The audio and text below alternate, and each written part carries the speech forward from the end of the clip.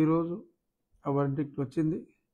ఇక డెఫినెట్గా ఎందుకంటే ఎన్నాళ్ళుగానో ఇలా తాత్సారం అవుతూ వచ్చింది. ఎందుకంటే నా కేసు ముందుకు వెళ్ళటం లేదు ఫాస్ట్గా అని కూడా కొందరు మాట్లాడుకోవడం జరిగింది.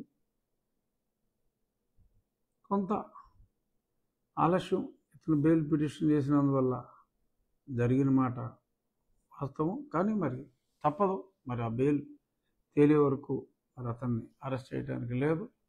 అతనే దగ్గరుండి నన్ను ఎత్తుకెళ్ళి కొట్టించి బయట వాళ్ళని తీసుకొచ్చి వాళ్ళు మర్యాదగా బయటికి పంపి నా సెక్యూరిటీని ఎల్లగొట్టి ఇలాంటి యథాహ పనులన్నీ వీడే చేశాడు. కాబట్టి మరి అతను లేకుండా కొంచెం ముందుకెళ్ళటం కష్టం. కాబట్టి ఈ ఆలస్యం తప్ప అన్యథ భావించవలసిన అవసరం లేదు. ఫాస్ట్గానే అయ్యింది. ఇప్పుడు ఇంకా ఫాస్ట్గా అవుతుంది. తప్పకుండా రేపో మాపో అతను దొరికేస్తాడు. సో కేసు వేగం పుంజుకుంటుంది. జైలు యోగం బహుశా తప్పకపోవచ్చు అతనికి. ఇక మిగిలిన వాళ్ళు సరే, సీతారామాంజనేయులు ఆయన ఇటు తిరిగి ఆ కాదంబరి కేసులో ఆయన్ని మరి సస్పెండ్ చేయడం జరిగింది. ఇక రెండవ వాడు ఎయిమ్ సంస్థ అధినేత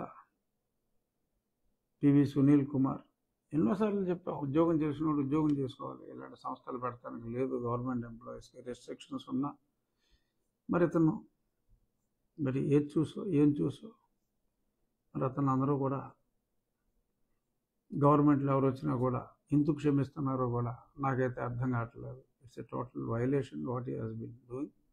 బట్ ఎనీహౌ ఆ విషయాల జోలికి నేను వెళ్ళను. కానీ ఏదో ట్వీట్లో అవి పెడతా ఉంటాను నా మీద.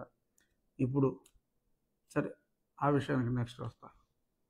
సో మరి వీళ్ళు కూడా మరి ఆయన సస్పెండ్ అయ్యాడు.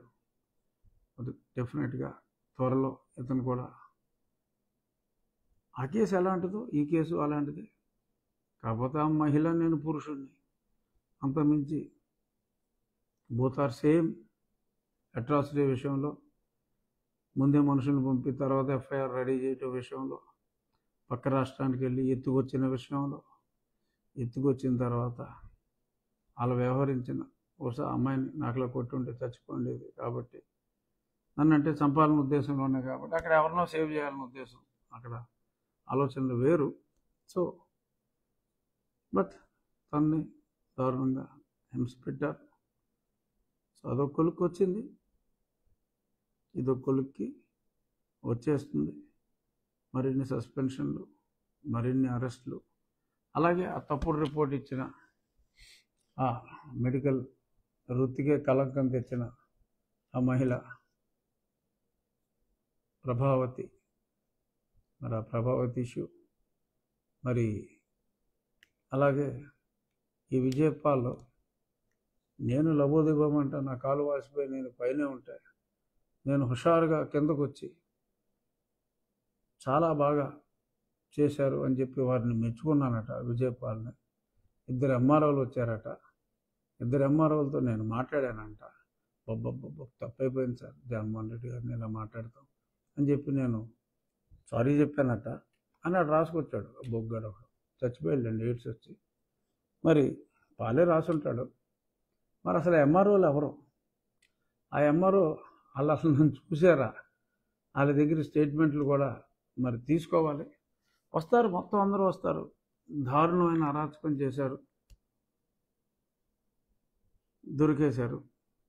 వారికి తప్పకుండా మళ్ళీ ఏ పోలీసుడు ఎలాంటి వెధవ పనులు చేయకుండా, మరి ఇప్పుడు నా ఇష్యూ కానీ ఆ కాదంబరి ఇష్యూలో కానీ మరి వీళ్ళకి బుద్ధి రావాలి. ఆ బుద్ధి రావటం కోసమే ఇంతలా పర్సూ చేసింది. పాలకుడు ఎలా ఉండాలో అన్న ఆలోచన కూడా లేకుండా ఒక శిశుపాలుల్లా, ఒక కంసుల్లా ఎన్నో దురాగతాలు అప్పట్లో మరి జగన్మోహన్ రెడ్డి అనే రాక్షసుడు చేసేవాడు.